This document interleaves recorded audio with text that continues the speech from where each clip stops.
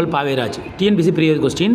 Ranthambore Rajasthan, Manas Nagarjuna Andhra, Palamau Jharkhand, Indravati Chhattisgarh.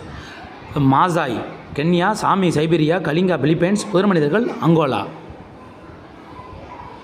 Compost நீரோட்டம் இவ்வாறு அழைக்கப்படுகிறது. பெருநீரோட்டம்.